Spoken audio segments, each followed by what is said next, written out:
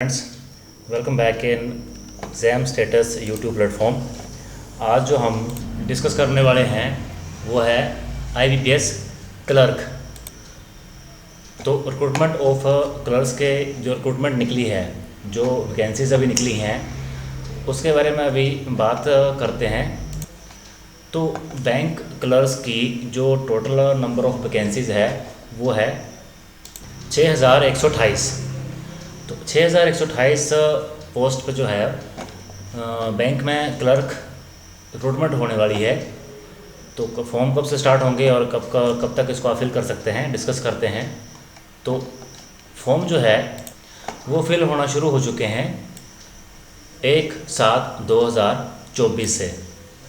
तो form fill आपके starting date जो है वो 1/7/2024 से स्टार्ट हो चुकी है और 21/7/2024 तक आपके ये फॉर्म फिल होंगे। उसके बाद पेमेंट का है, तो पेमेंट की भी सेम डेट इन्होंने रखी है 21/7/2024। रही बात एग्ज़ाम की, तो एग्ज़ाम की जो डेट यहाँ पर मेंशन की गई है कि इसमें 2 एग्ज़ाम होते हैं। जैसे एक प्री एग्ज़ाम होता है और दूसरा जो है वो मेन होता है। तो प्री एग्ज़ाम है 12/8/2024 टू 17/8/2024। मीन्स कि आपकी डेट जो है वो 12 से 17 के बीच में आपका एग्ज़ाम हो सकता है। उसके बाद डाउनलोड कॉल लेटर अगस्त 2024 में आपके कॉल लेटर आ जाएंगे और आपको जो प्री होगा वो भी अगस्त में ही होगा।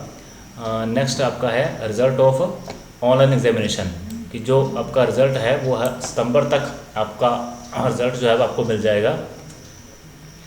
फिर जो मेन का आपका एग्ज़ाम है वो सितंबर या अक्टूबर तक आपको देखने को मिल जाएगा। उसके बाद अक्टूबर में आपका मेन ये अक्टूबर में आपका हो जाएगा। मीन्स टू से कि जैसे 2 एग्ज़ाम होंगे, तो फर्स्ट एग्ज़ाम आपका 12 से 17 अगस्त तक इन बिटवीन हो जाएगा। उसके बाद जो दूसरा एग्ज़ाम है वो आपका हो जाएगा सितंबर टू अक्टूबर।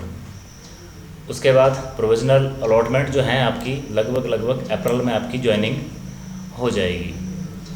इसके नेक्स्ट बात करेंगे कौन से बैंक्स हैं जो ये रिक्रूटमेंट होगी, मतलब कि अगर इन केस आपकी ज्वाइनिंग आई है तो इन कौन से बैंक में आएगी। जैसे bank of Baroda, Canara bank, Indian overseas bank, UCO bank, bank of India, central bank of India. उसके बाद है Punjab national bank, union bank of India. तो ये लगभग सारे बैंक हैं जिनमें ओवरऑल वैकेंसी जो है वो आपकी 6128 वैकेंसीज जो है वो रहने वाली है। नेक्स्ट बात कर लेते हैं एलिजिबिलिटी क्राइटेरिया के ऊपर कि कौन कौन इस फॉर्म को भर सकता है। तो यहाँ पर जो एलिजिबिलिटी इन्होंने रखी हुई है वो रखी है ग्रेजुएशन की। Minimum eligibility criteria specified by IBPS in the notification, candidate please refer that eligibility criteria. Eligibility criteria जो है यहाँ पर उन्होंने जो मेंशन किया है वो ग्रेजुएशन बेस ही है। तो ये इसके लिए थोड़ा सा एक अलग पीडीएफ जो है उन्होंने ऑफिशियल साइट पे डाल रखी है। तो उसमें उन्होंने क्लियरली लिखा है कि एलिजिबिलिटी जो है वो ग्रेजुएशन ही रहेगी। इससे नेक्स्ट जो है बात करते हैं एज लिमिट के ऊपर। तो 20 ईयर टू 28 ईयर। तो अगर हम डेट ऑफ बर्थ की बात करें तो 2/7/1996 से 1/7/2004 के इन बिटवीन आपकी एज होनी चाहिए। तो ओवरऑल 20 साल से 28 साल आपकी एज लिमिट होनी चाहिए। तो फ्रेंड्स, ये रहा आपका एजुकेशन क्वालिफिकेशन के ऊपर। थोड़ा सा सस्पेंस था कि एजुकेशन कितनी होनी चाहिए। तो ये है ग्रेजुएशन बेस, इन्होंने साफ क्लियरली लिखा है कि degree in any discipline from a recognized university government of India. और एक चीज़ यहाँ पर और मेंशन करने वाली है, उसको आप बड़े ध्यान से देखिए कि computer literacy, operating and working knowledge of computer system is mandatory. कि इन्होंने जो बात क्लियरली मेंशन की है कि इस फॉर्म को फिल करने के लिए आपके पास कंप्यूटर का डिप्लोमा होना चाहिए, कंप्यूटर का डिप्लोमा सर्टिफिकेट या फिर डिग्री। तो पहले भी जैसे फॉर्म फिल होता था तो उसमें नॉलेज ऑफ कंप्यूटर मांगा जाता था कि इन केस आपके पास नॉलेज है कंप्यूटर का, आप थोड़ा बहुत चला लेते हैं तो it is more than sufficient. लेकिन अभी जो है वो इन्होंने क्लियरली मेंशन किया है कि आपके पास सर्टिफिकेट या डिप्लोमा या फिर डिग्री जो है वो होनी चाहिए। अब ये क्यों मांगा है कि जैसे बैंक में काम तो सारा कंप्यूटर के ऊपर ही होगा, तो इन केस अगर आपके पास कंप्यूटर नॉलेज है तो तभी आप जल्दी जल्दी कंप्यूटर पे काम कर सकते हैं। अदरवाइज़ आपके सामने एक लंबी कस्टमर की लाइन ही लगेगी और आपका जो वर्क एफिशिएंसी है वो इतनी ज़्यादा नहीं मिल पाएगी अपने कस्टमर्स को। तो इन्होंने रखा है कि बैंक में अगर आपने क्लरिकल जॉब भी लेनी है तो आपके पास डिप्लोमा होना चाहिए। नेक्स्ट बात करते हैं एग्ज़ाम के सिलेबस के ऊपर कि जो आपका प्री एग्ज़ाम है, जो फर्स्ट एग्ज़ाम आपका होगा वो English language, numerical ability, reasoning ability. इसमें आपके नंबर ऑफ़ क्वेश्चन जो है वो 35 और मैक्सिमम नंबर भी आपका 35 मीन्स कि 1 मार्क्स का जो एग्ज़ाम है आपका, जो क्वेश्चन है वो ईच 1 मार्क का होने वाला है। 20 मिनट्स में आपको मिलेंगे इंग्लिश, न्यूमेरिकल एबिलिटी, रीजनिंग सभी में, और टोटल जो है वो 60 मिनट का लगभग 1 घंटे का ये पेपर होगा। नेक्स्ट है मेन जो सेकंड एग्ज़ाम होगा आपका जनरल फाइनेंशियल अवेयरनेस के ऊपर, general English, reasoning ability and computer aptitude, quantitative aptitude.